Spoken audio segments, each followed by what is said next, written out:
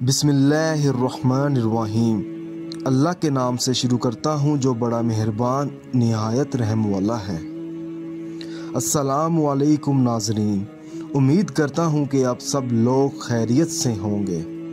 आप देख रहे हैं हमारा channel Zoya life health care. अगर आपने अभी तक हमारा चैनल सब्सक्राइब नहीं किया तो ज़ोया लाइफ हेल्थ केयर को सब्सक्राइब करना हरगिज़ मत भूलें।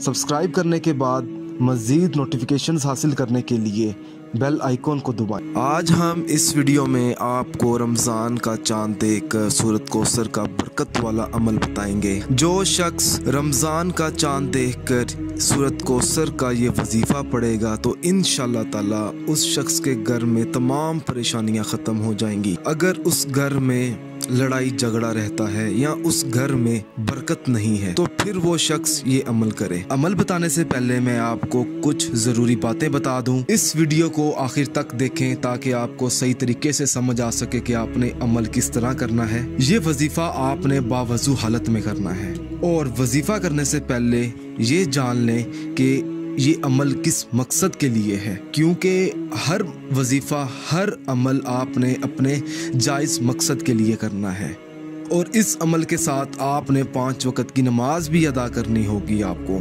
इस वजीफ़े को आपने इसी तरीके से पढ़ना है जिस तरीके से मैं अभी आपको बताऊंगा।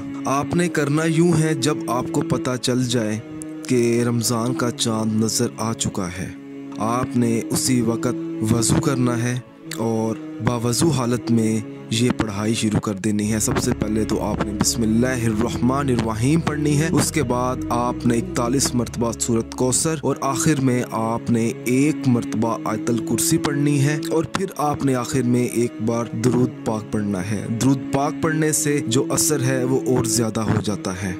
इंशाअल्लाह ताला जब आप ये अमल करेंगे तो इंशाअल्लाह ताला आपके घर में तमाम परेशानियों का खात्मा हो जाएगा और आपने दुरूद पाक पढ़ने के बाद आपने अपने कामयाबी के लिए, अपने मकसद के लिए अल्लाह पाक से दुआ भी मांगनी है। उसी टाइम उसी जगह पर खड़े होकर हाथ उठाकर आसमान की तरफ आपने दुआ मांगनी है। अगर आप इस अमल के बारे में मुझसे कुछ भी पूछना चाहते हैं या कोई ऐसी चीज़ है जो आपको समझ ना आई हो तो आप मुझे इस वीडियो के नीचे कमेंट कर सकते हैं ताकि मैं आपको समझा सकूं। अगर आपको हमारी ये वीडियो पसंद आई है तो इस वीडियो को ज़रूरतमंद लोगों तक ज़रूर पहुँचाएँ।